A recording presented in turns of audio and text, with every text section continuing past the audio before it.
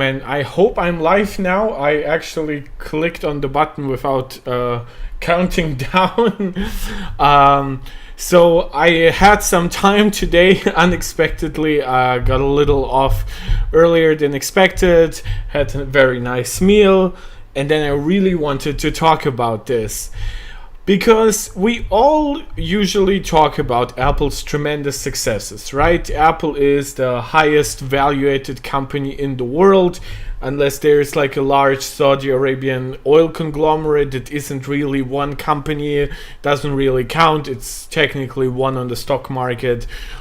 Doesn't matter. It's certainly the most private company with the highest valuation. Apple sells hundreds of millions of iPhones every year, tens of millions of basically every other product category. They became tremendously successful even in categories beyond the iPhone, with the Apple Watch, AirPods, and even the iPad, with some of its ups and downs. It's a project that every Fortune 500 company would like to own. However, there are obviously ups and downs that cannot be predicted that well, and I will briefly check if I'm fully online before. Yes, I am fully online before going deep into it. And this product category is the Mac. Because the Mac is Apple's historically oldest product line, and it had more ups and downs than any other category because it's that old. It isn't subject to like the annual upgrade cycle as the iPhone is. It was for the longest period of time not as proprietary as the iPhone, even in like the PowerPC days, then the Intel days. So yes, riveting tail chat. Thank you for confirming I'm online. I do have my iPad now next to me working, and unlike in my last video, it's actually fully charged. So I welcome you, brother, and everybody else who wants to join. Hopefully I will have the energy. It's pretty late already. So the point is, though, we all know that the Mac gained tremendous new success with the transition to Apple Silicon. Now, the reasons for that are not that difficult to understand, because even if you consider that Intel makes good processors, and objectively they do, the jump to Apple Silicon, especially at the time when Apple was absolutely first with 5 nanometer, when like Intel still had like architectural issues, had really bad like scheduling for their product cycles. Basically a ton of stuff was delayed, their internal graphics were shit. So what Apple Silicon brought in: unified memory, higher efficiency, tremendously faster integrated graphics,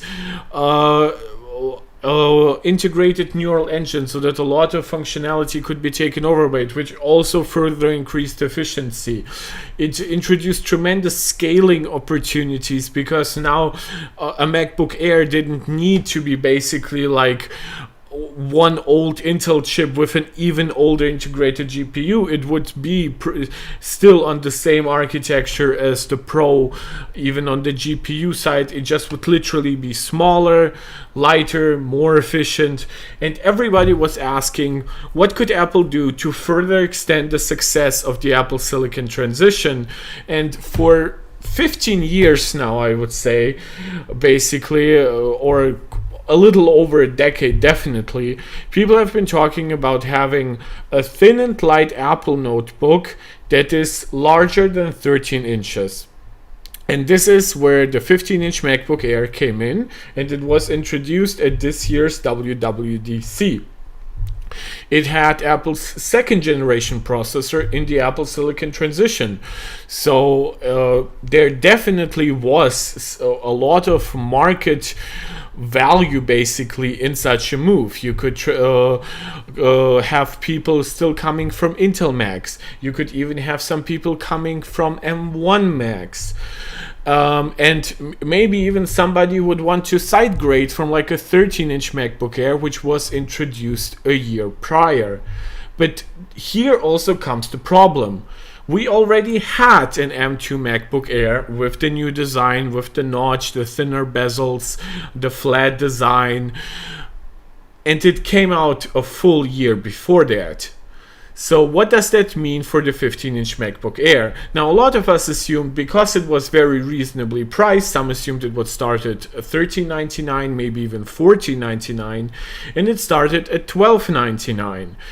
And people expected, because of this tremendous pricing in comparison to a lot of other Apple's moves, that this would be a very successful device and easily surpass the success of the previous 13-inch. It would become basically Apple's best-selling Mac. Now, it still could do all of those things. Whether it happens through the M2 15-inch MacBook Air or some kind of successor, that remains to be seen. However, this specific model right now, the way it's currently priced, seems to be falling short of Apple's estimates. Now, this is on a Mac Rumors article.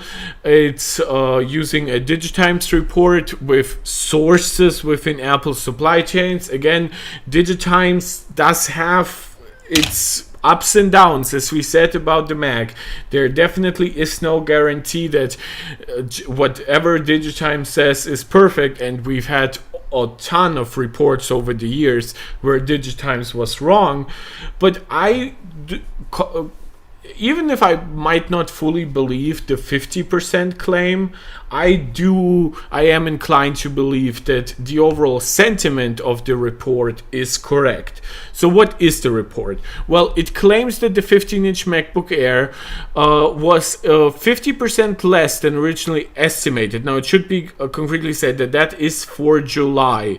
So July is still not fully over, but obviously, if you are working inside the logistics chain, everything, you know what is happening next week, because that's where your contracts are, right? Nothing is going to change in July that hasn't happened yet. And it is part of a broader downturn in the notebook market. Now, PC sales have been very disappointing across both laptops and desktops. Now that GPU prices are starting to come down, we are seeing a little more demand, but mostly there's still a big price disconnect. So it's definitely not Apple's fault by itself, and there still remains a question, like, are people waiting for all the back to school programs to start, which, like, for example, here in Germany, the back to school program, the school years literally ended today, so it's definitely not back to school season for most people yet. So there definitely are some compounding factors.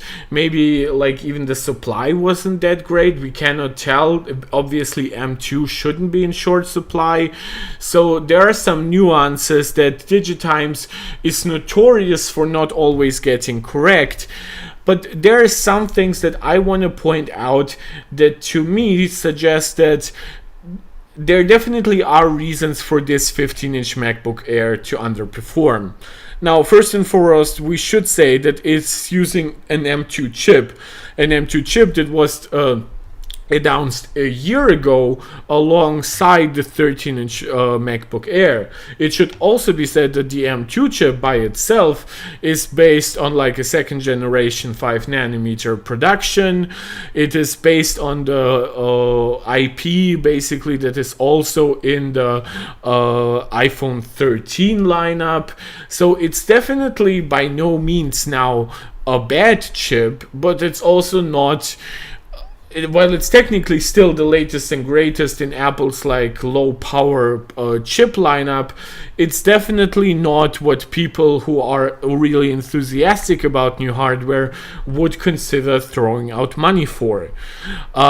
It has a larger display and 2 extra speakers, so those are quality improvements that come from the extra size. However, part of that is also that the larger display is in no way actually better. It has the same pixel pixel density, the same 500 nits of brightness, the same contrast ratio. It's not a mini LED screen, it's definitely not an OLED screen, it's not a ProMotion screen. So basically the 15-inch MacBook Air is a larger 13-inch MacBook Air with some goodies that come from the larger size, like some extra speakers and longer battery life, and of course the larger display and a larger trackpad. So it's definitely a better device. There are also some value add-ons to basically the 15-inch, like it comes with the fully unlocked M2 chip, so there's nothing extra in course to buy for you for the extra $100. It comes with the dual charging port as standard, so there are no $20 or $30 upcharges for it either. However, there are some things that are, in my opinion, clearly not suited for a 15-inch MacBook Air or for a 15-inch notebook in general, given the $12.99 pricing. My suggestion would have been that Apple launched it at $13.99. Now, some people would now call me insane, and they would now be knocking on my door and asking me to come to the nearest hospital to get my head examined. Well, why am I suggesting $13.99? Well, it's because I know Apple, and I know that they are not gonna double storage without asking some extra money. However, 256 gigabytes is way too little for a 15-inch device, in my opinion. 8 gigs of RAM, again, RAM is always such it's a difficult issue, because from everything that I've heard, most people don't really care about RAM as long as somebody somewhat authoritative can tell them that, yeah, you will be fine with that amount of RAM. Storage, I feel like, is much more tangible for the regular consumer. But a $200 upcharge from 256 gigabytes to 512 gigabytes. Now, that can work on the iPhone, because on the iPhone, for one, more people are genuinely happy with 256 gigabytes. Second, an iPhone is a cellular device, so you will always be trying to push something to the cloud. You might not even want to save a lot of stuff. And then, of course, the iPhone is a much smaller device, so even if you do some content consumption, first of all, you're much more likely to do it over the internet anyway, and even then you probably would want it to be like 720p or 1080p at most, while here you would probably want around 1440p. So plus the iOS operating system takes up less space than macOS, so a 256 gigabyte iPhone is much more palatable for a mass audience than a 256 gigabyte MacBook. And I think that asking $200 for, even, like, you have to consider, this isn't even the fastest storage, right? And Apple actually charges $200 to go from a 512 gigabyte 3.5 gigabits per second SSD to a 1 terabyte of 7 gigabits per second SSD on the MacBook Pro. While on the MacBook Air, it asks for the same $200 to go from 1.5 gigabits per second 256 gigabyte SSD to 3 gigabits per second of 512 gigabytes. So while the speed increase is similar, somehow you are paying like the same price for half as much storage that is half as fast. That is absolutely insane. Yeah, I understand it's because of how Apple like uses their storage modules. That doesn't matter to me. I am a consumer, and I have historically said that yes, I am fine with like storage in the base configuration, of course, being maybe even too low for some use cases. Maybe it's much slower because you're using much more premium storage on the higher end configs.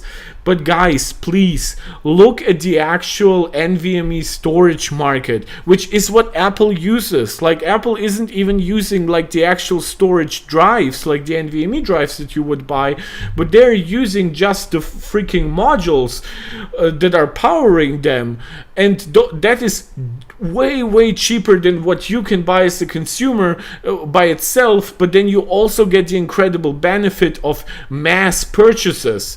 So Apple is making like 80-90% margins on their storage, even on like the higher end configurations, right? On the low end configuration, that's like a 90 guaranteed percentage margin, probably like 95. Given just the incredible volume that Apple can purchase. And you have to consider, this isn't even like volume that Apple purchased specifically for the 15-inch version. This is something that Apple is already using from like the 13-inch version. That core technology isn't that different from what they were using with the M1 version. So my suggestion, and it is even respectful to Apple, understanding that yes, they are a for-profit company.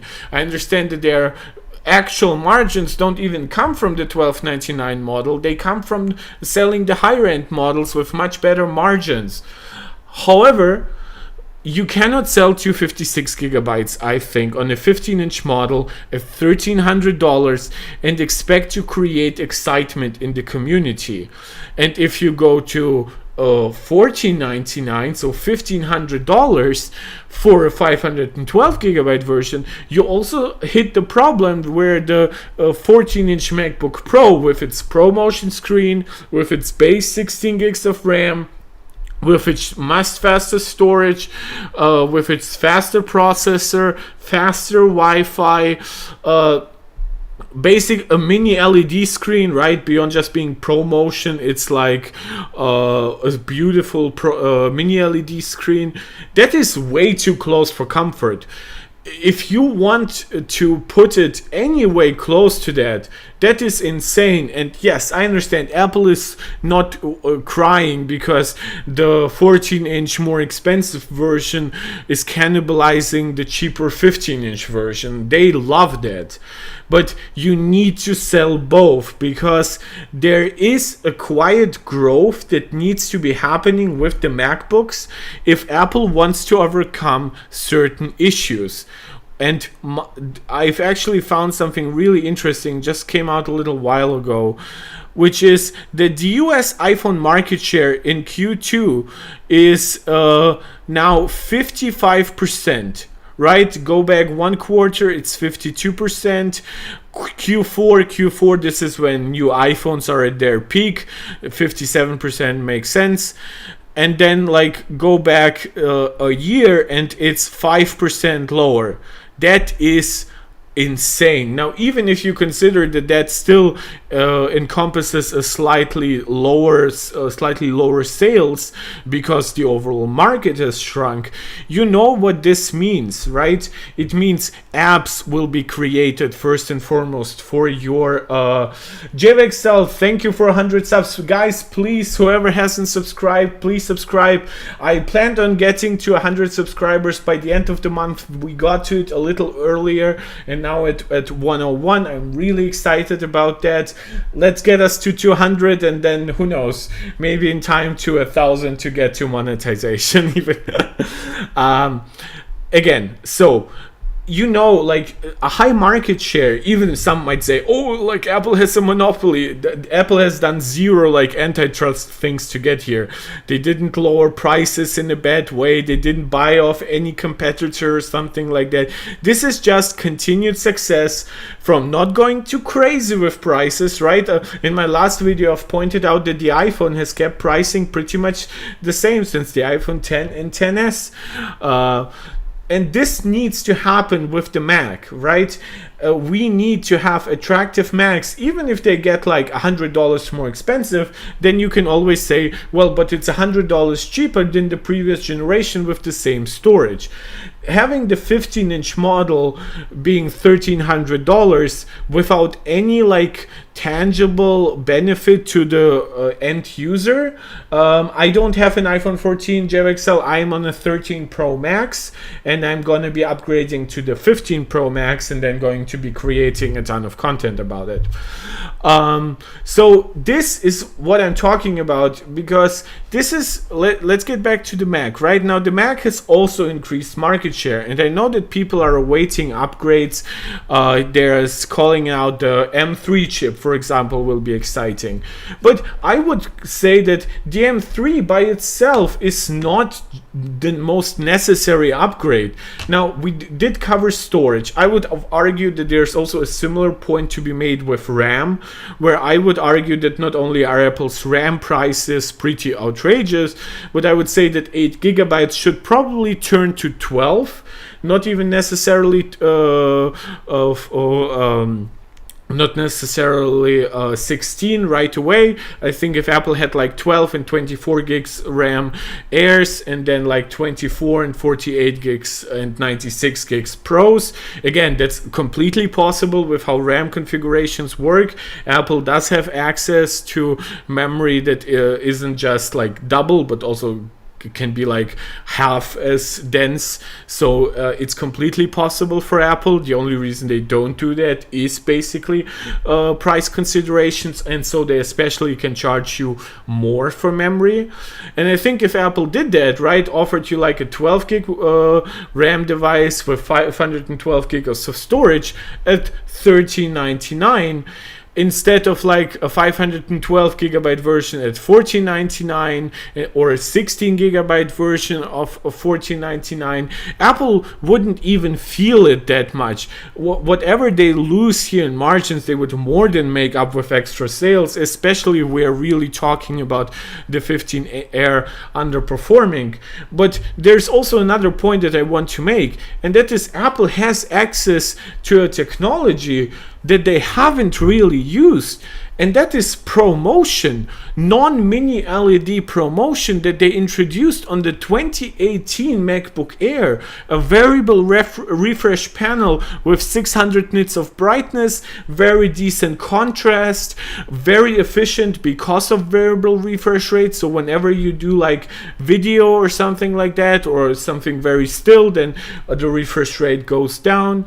That is a phenomenal technology to introduce to the Airs. The Pros would still have mini LED, or at some point OLED, and then maybe you could create like a MacBook SE for like $899 with maybe then like an M2 chip, maybe with like the design of like the previous generation MacBook Air.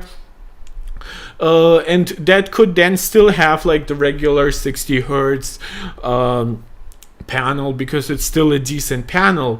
But Apple has technologies that don't cost that much, right?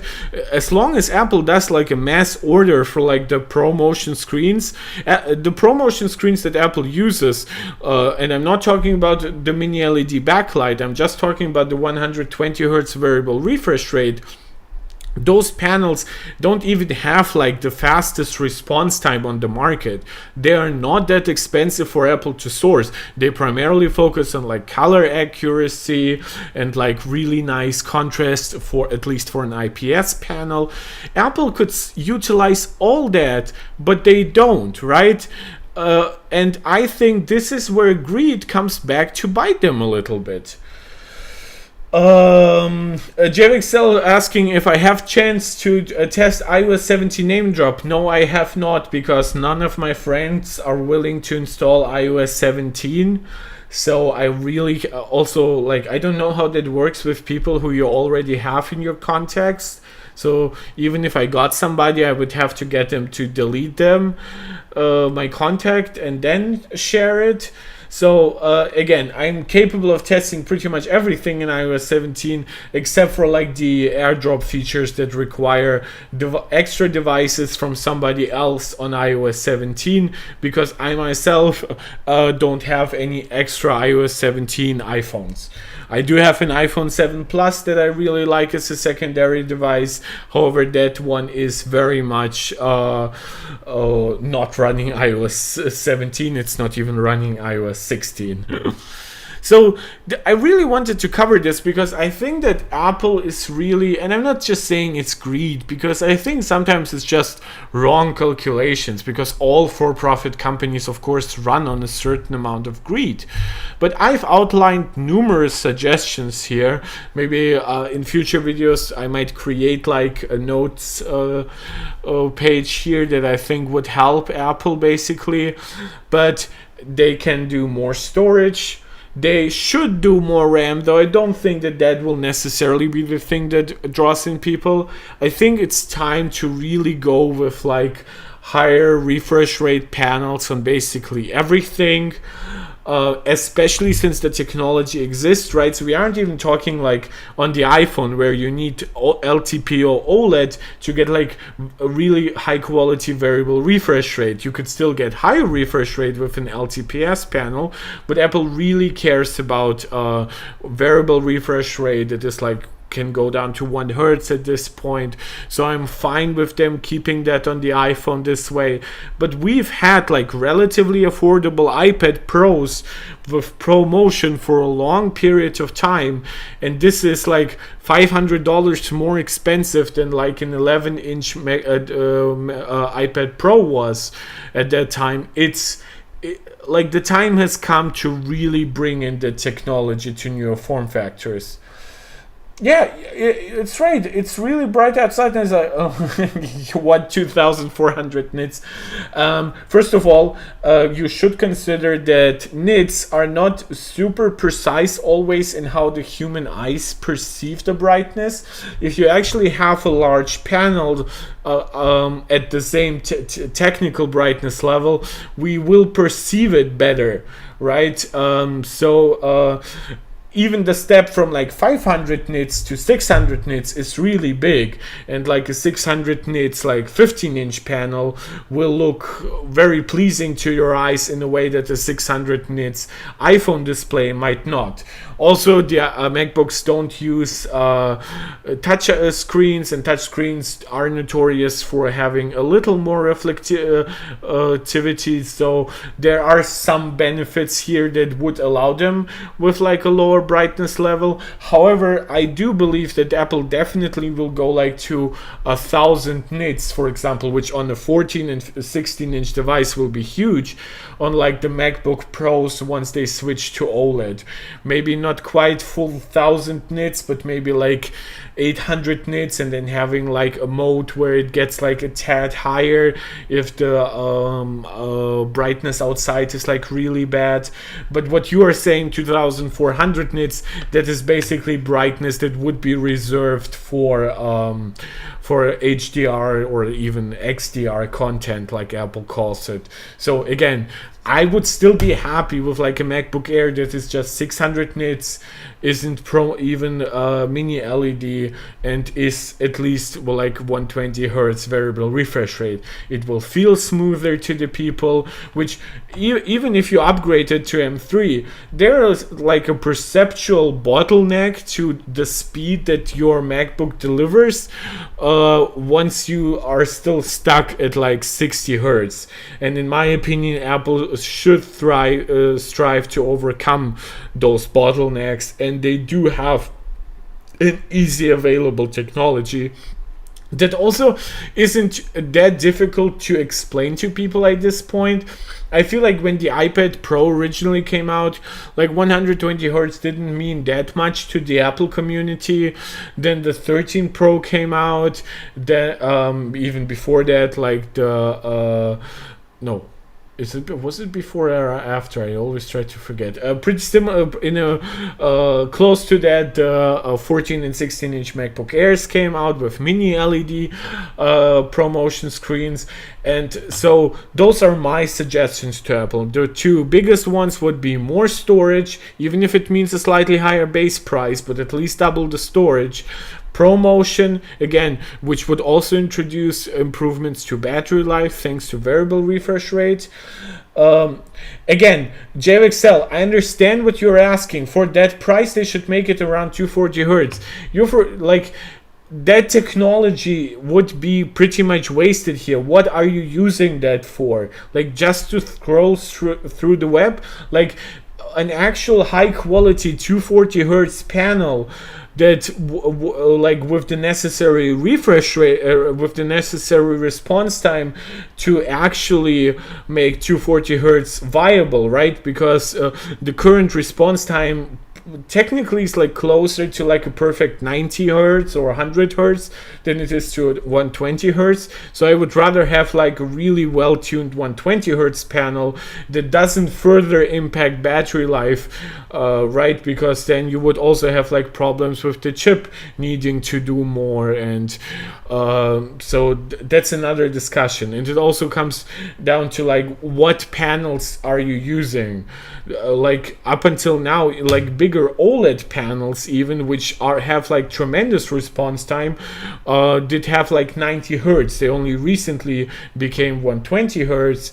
And when you actually look at like up until like the beginning of this year, all panels that had like 240 hertz and something like that, they were way lower quality, way lower contrast. It's just a different kind of technology that can run that quickly, in comparison to just a high quality IPS screen.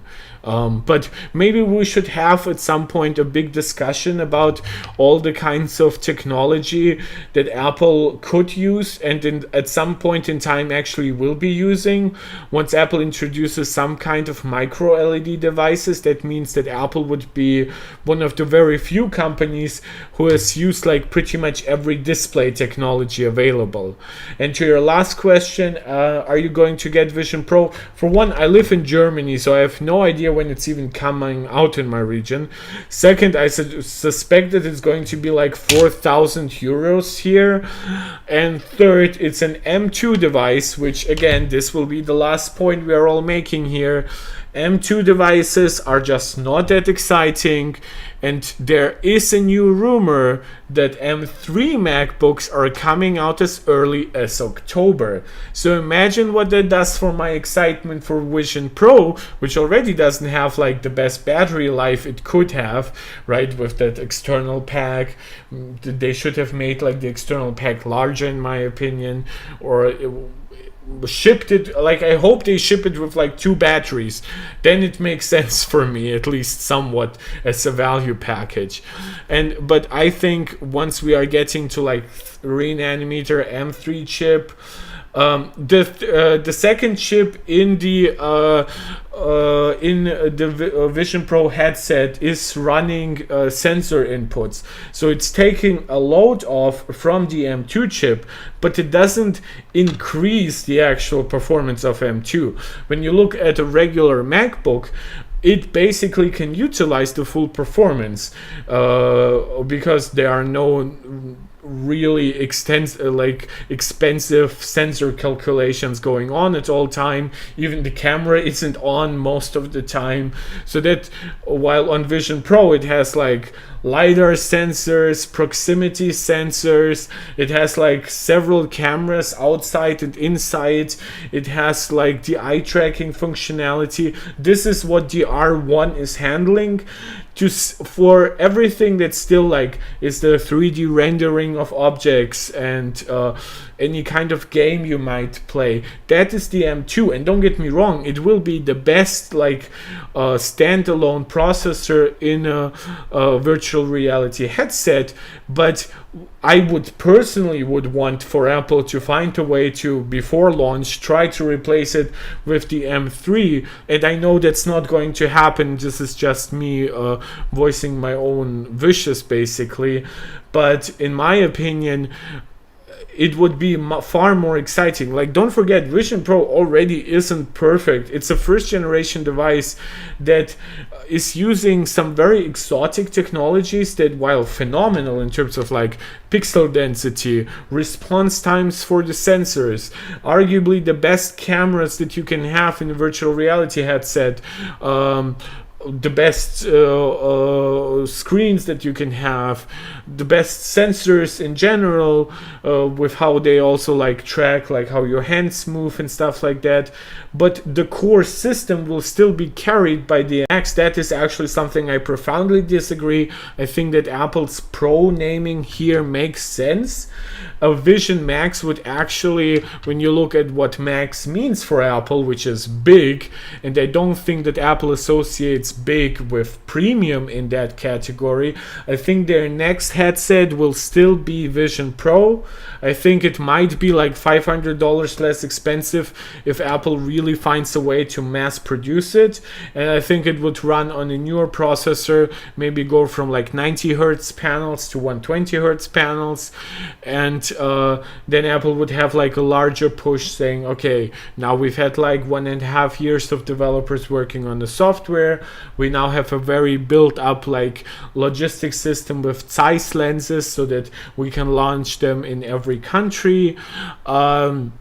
So there's a lot that Apple could do. I do not suspect that it actually will be much cheaper. Then I do think that $299 would be a very important threshold for like psychologically for people. I personally think $24.99 would kind of be a price that a lot more people would be willing to pay, but that is up to Apple to decide. And personally, I have no idea what their current margins are, just how expensive the R&D was and everything else that goes into it. Vision Plus, yes, Vision Plus with smaller and more pixels, maybe more pixels. We already are getting like the largest panels there, like the largest resolution there. So I don't quite know what you mean. Because I suspect that anything that Apple introduces that would actually be much cheaper could be like, let's say, unapologetically plastic. Anybody remember that line from like the iPhone 5C introduction? So it would be lighter. I think there's a chance that Apple could remove like the front display, which is like, you have to understand the display isn't just an expensive OLED panel by itself, but it uses like some kind of 3D technology together with like the curved glass up front to make it look good from like every angle. That's got to add to like $200 or something like that. So it's really difficult for me to say. Sorry guys, by the way, I saw that I'm mostly looking downwards. I'm trying to correct that. I will like put my iPad higher up, but please bear with it for this one video. But then again, JavaXL, basically all theories for Vision Pro are almost equally valid right now. So I'm not trying to shit on your theory. I'm just trying to say this is what's my idea, what I just presented, and there's a good chance that it will flip. Who knows what Apple will think that the market actually wants from a virtual reality headset. To me personally, I think the market wants something cheaper, but something that still keeps the core quality of like the latest generation Apple Silicon processor, whatever is like the latest R1, R2 chip, so that all sensors work well. And maybe over time, once Apple's like algorithms improve, maybe they can have like half as many sensors, but they all have like a much wider field of view to handle that stuff. So, or maybe the same could even work with like the cameras, right? And that would bring down cost tremendously. So, but again, this is all speculation. I cannot predict what technology will be available. We've already seen that Apple uses like crazy stuff like RAM that is like much closer to the R1 chip, so they reduce latency. So Apple doesn't just invent new technology, but because of their unique relationship to a lot of the industry, RAM, storage producers, sensor makers, I think like even display makers, players like Sony, I think that they will be able to do something, cook up something that most of us cannot even predict, because the publicly available information isn't that comprehensive in comparison to what Apple knows. So this was a long video. The long and short of it is basically that people are supposedly waiting for 3 nanometer, but as I said, I think there would have been options to get rid of that kind of like cannibalization basically from an upcoming product. I think it's like Osborne effect or something like that, right? I think Apple could have done value add-ons to this device, even if it was technically more expensive at the baseline. They could have given it stuff that made it better across the board. And throughout it, I just believe that it's just too close to the MacBook Pro, and which Apple certainly likes. But I would be excited to know what the actual sales will be. I don't actually think we will see any of that in like the quarterly earnings that are coming up in a few days. Part of that is also just simply because quarterly earnings usually are like weeks and weeks ahead end, so that the data can actually be collected well. So we won't actually have as big of an impact from the WWDC introductions as some might suspect, but we still will see some of that impact. So I think it will be interesting once we are at the holiday season, and we will see if people like, especially we'll have like M3 devices by then, and if sales suddenly explode, then we will basically know that people waited for 3 nanometer even regardless of some storage changes or anything. So I hope you guys enjoyed it. I'm so glad that we had people joining us in the chat. We even had some people promising to watch the video later, which I always appreciate. I appreciate your support for all the recent previous videos.